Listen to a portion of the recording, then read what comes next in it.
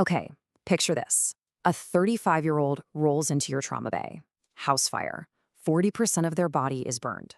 You see the singed eyebrows, you hear the hoarse voice, and the monitor is screaming, tachycardia. Their heart is just racing. This isn't some textbook case study. This is the moment. The moment where having a rock-solid, decisive algorithm in your head is what saves a life. So yeah, everything you're about to learn in the next 20 minutes, it all lives right here in this high-stakes moment. We're going to build that algorithm together. We're going to give you the mental framework to handle this exact patient flawlessly, from the second they hit the door to the moment you close in the OR. We'll cover every step, every formula, and every single board trap. You ready? Let's do this.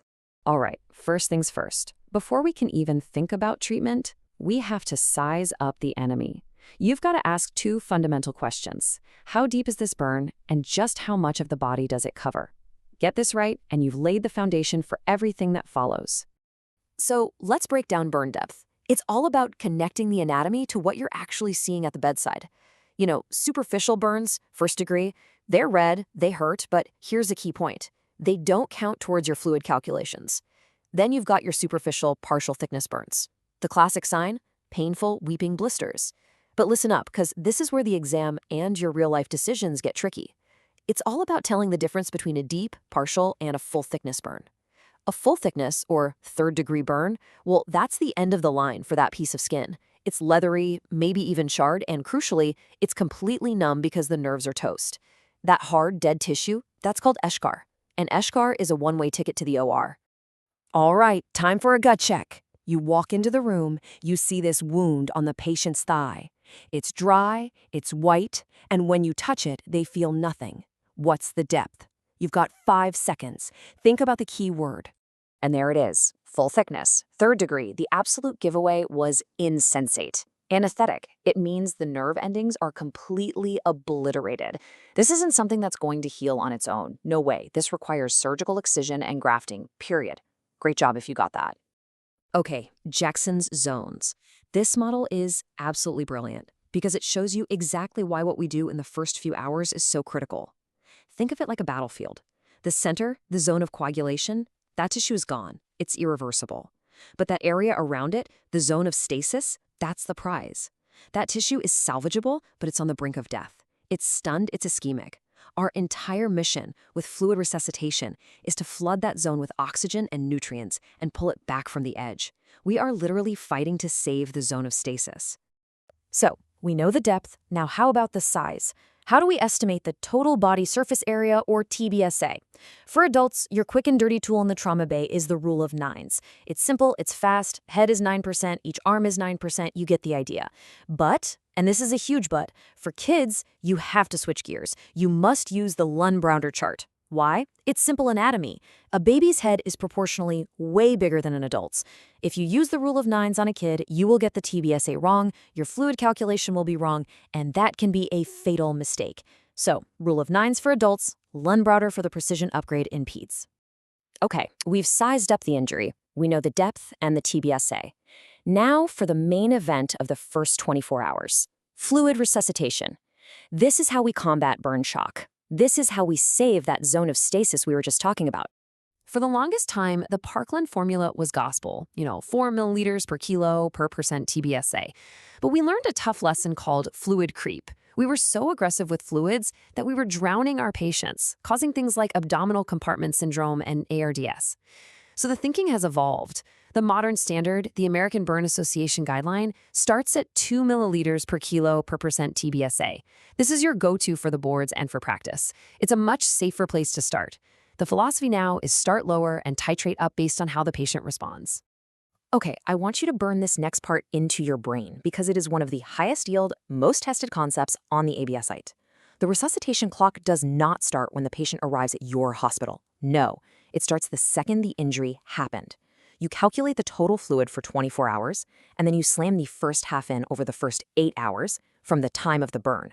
The second half gets delivered over the next 16 hours. Get that timing wrong, and you've missed the whole point. And remember, that formula is just your starting point. It's an educated guess. The real guide here is your patient's physiology. And how do we measure that? Urine output. That's our window into how well we're perfusing their organs.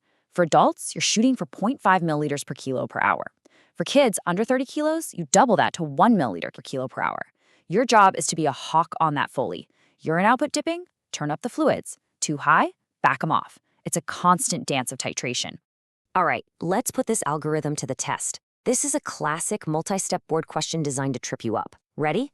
You've got a 70-kilogram patient with 30% TBSA burns. They were in the field for 2 hours before they got to you. The question is, how much lactated ringers are you going to give over the next 6 hours? Time to do the math. Let's walk through it. First, calculate the total 24-hour fluid needs. We're using the modern 2 milliliter formula, so 2 times 70 kilos times 30% TBSA gives us 4,200 milliliters total. Simple enough. Now, step 2, we need to give the first half of that in the first 8 hours. Half of 4,200 is 2,100 milliliters. But here's the trap. 2 of those 8 hours are already gone, so that 2,100 milliliters doesn't get spread over 8 hours. It has to go in over the remaining 6 hours. You have to play catch-up. The answer is 2,100 milliliters. Okay, we're resuscitating, we're saving the zone of stasis, but we can't forget about the airway. Because in a fire victim, the airway is a literal ticking time bomb. Let's talk about how to diffuse it before it blows up. I want you to see this list not as a set of suggestions, but as absolute commandments. If you see singed nasal hairs or eyebrows, if you see carbonaceous, sooty sputum, if you hear any stridor or hoarseness, or if you see significant burns to the face or mouth, you intubate. You intubate now. If you wait until they're in respiratory distress, you've already lost. That airway that looks okay right now can and will swell completely shut once you start hammering them with resuscitation fluids. Secure it early. And it's really important to understand that there are 2 different injuries happening here. You've got the upper airway, that's everything above the vocal cords. That gets a direct heat injury. The hot air literally cooks the tissue, causing massive swelling. The action plan? Intubate before that window closes. Then you have the lower airway injury. This isn't from heat, it's a chemical burn from inhaling all the toxic junk in the smoke. This causes the lining of the lungs to slough off, leading to bronchospasm and plugging. The action plan here is totally different. Aggressive pulmonary toilet. You have to get in there and clear out all that debris. Okay, red alert, major board trap coming at you. You have a patient from an enclosed space fire, and their labs come back with a crazy high, unexplained lactic acidosis. Your brain needs to scream, cyanide. Cyanide poisoning shuts down the cell's ability to use oxygen. The treatment? You need to know this cold, hydroxycobalamin. That's the antidote. Now for maybe the most classic, most dangerous trap in all of burn care, carbon monoxide poisoning. Here's the deal.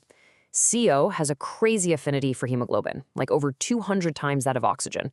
So the patient is suffocating at the cellular level, but you look at the monitor and the pulse oximeter reads a beautiful 100%.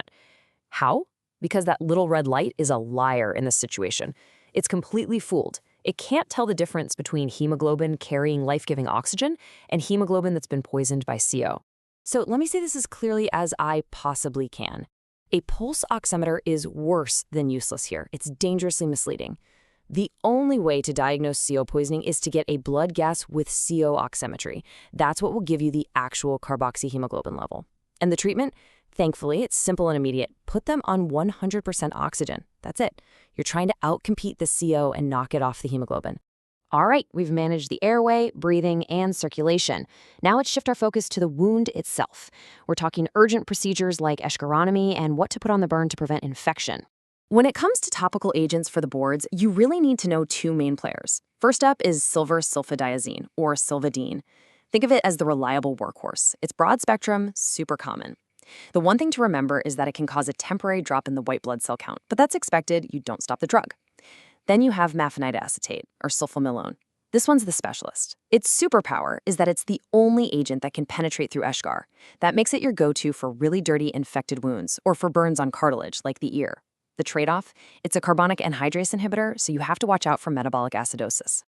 All right, let's finish strong with a few special cases and board traps. These are the curveballs, the ones where quick pattern recognition is everything.